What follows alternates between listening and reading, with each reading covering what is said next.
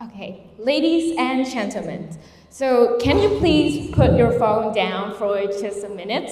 Then close your eyes for a second. Now, imagine an iceberg. What do you see? Only the tip, right? So what lies underneath the iceberg?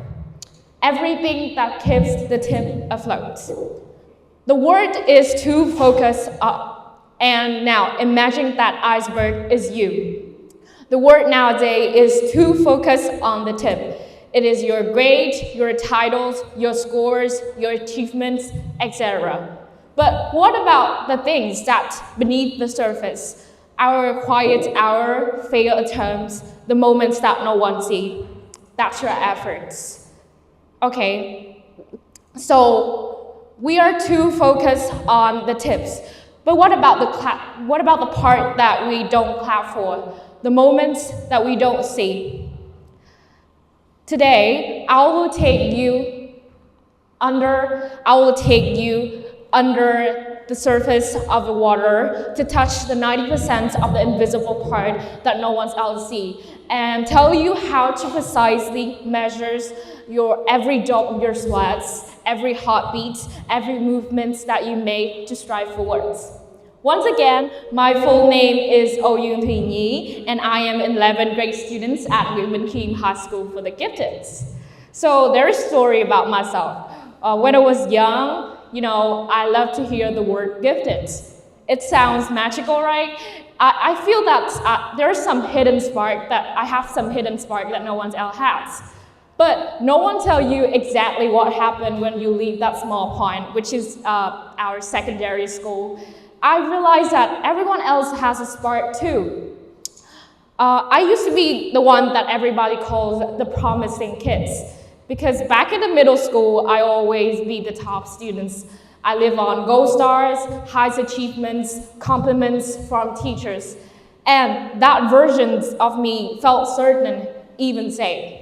But when I come into my specialized high school, which is Yuni High School for the Gifted, I was surrounded by excellent students.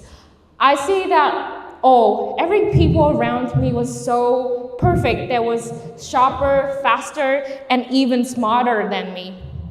So I wasn't actually failing at that time, but I was fading quietly. I start asking myself, if I'm no longer the best, then who I am? That question's haunted me every time, because if your full identity is just built on achievements, not achieving is something terrifying.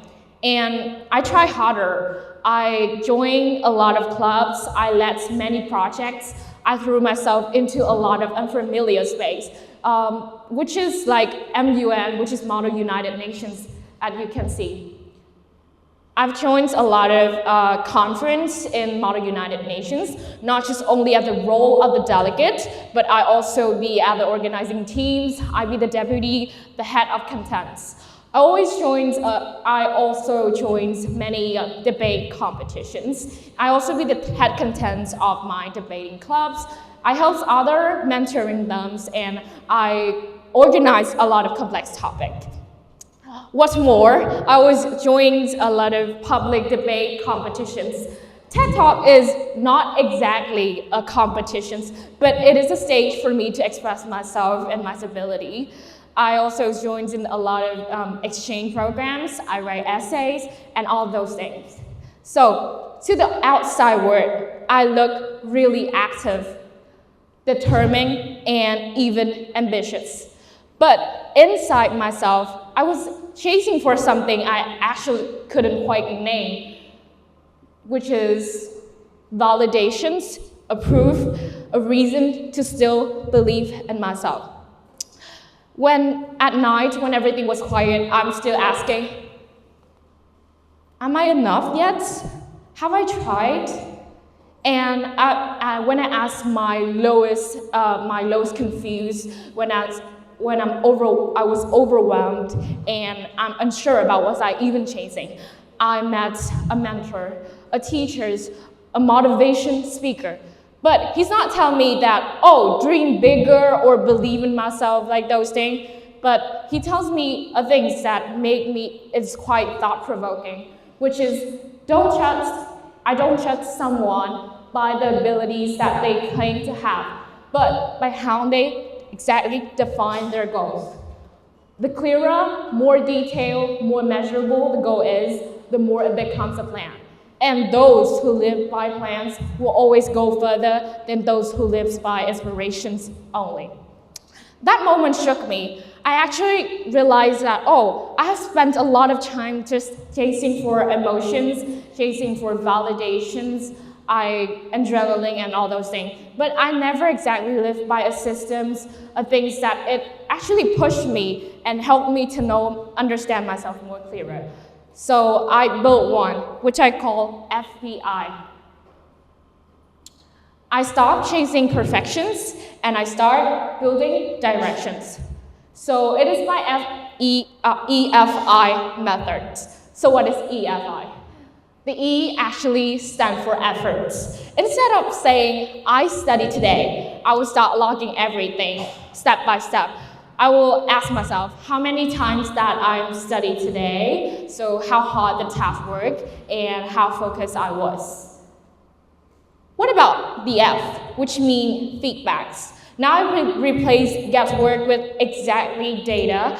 I will predict my test score, the success rates, and I receive, brutally honest comment from my teacher. It hurts sometimes, but it helps every time. And the final thing is I, which is improve. So what can I improve my task? After doing something, I will ask myself, if I have a chance to do it again, what would I change and do it differently? And then I will test that change and I track back. That if you track back something and you improve, it is improved. Now, I will give you an example. I've done a math test. I will test my math test on an EFI system, which is E, I put 60 minutes on the math test, and the difficulty of the math is 4.5.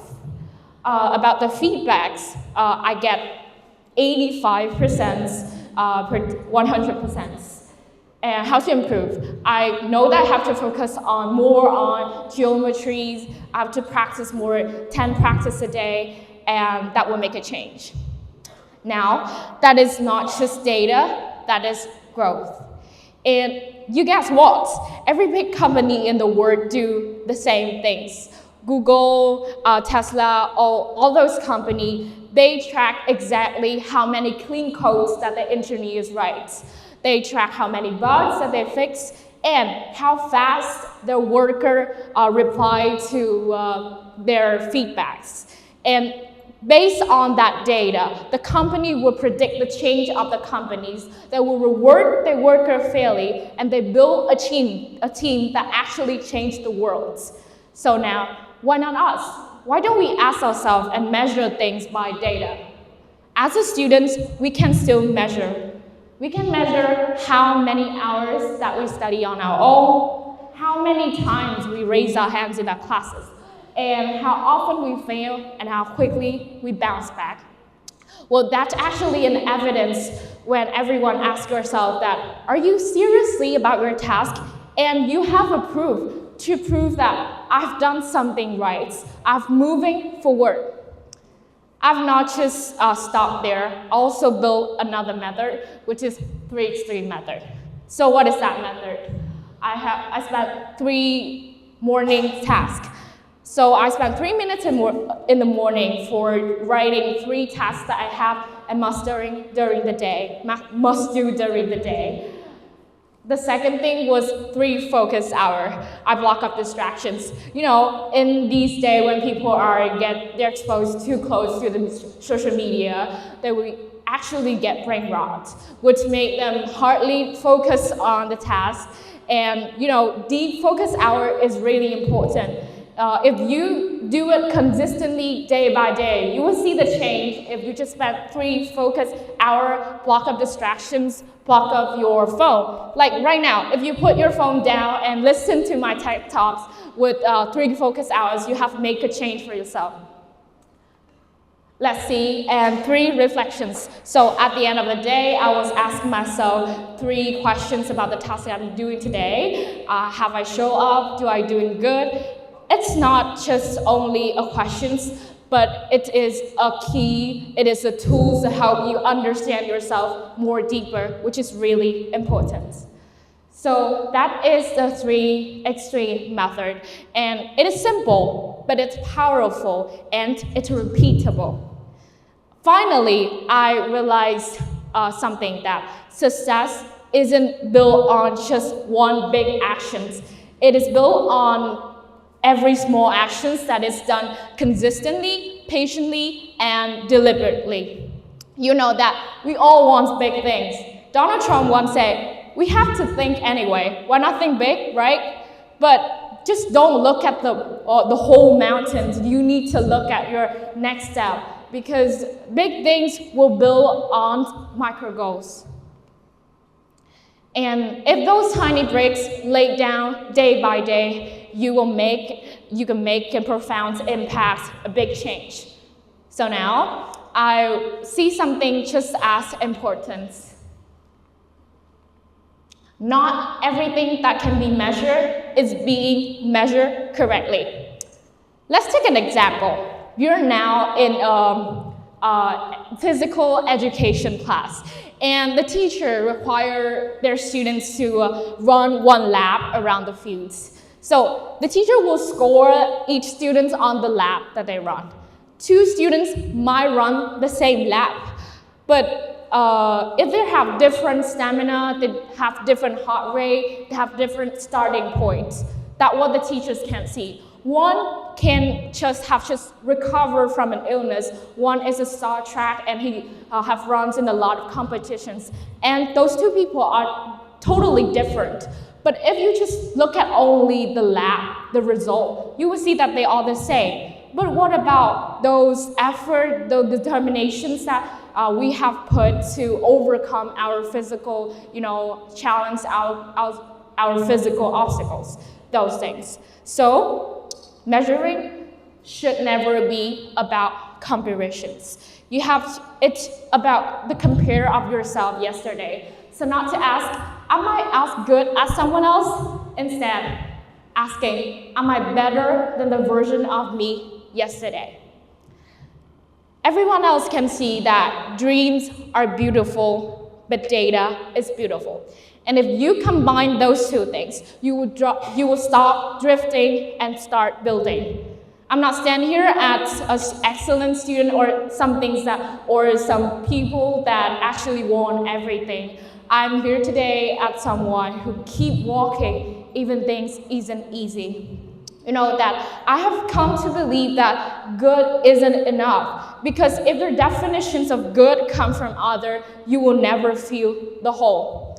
You see that what is important is that you know your limit, your goal, and your own values. Because education is not about a race, it's not about race, it is about growth. That's what I want to deliver. Thank you for your listening.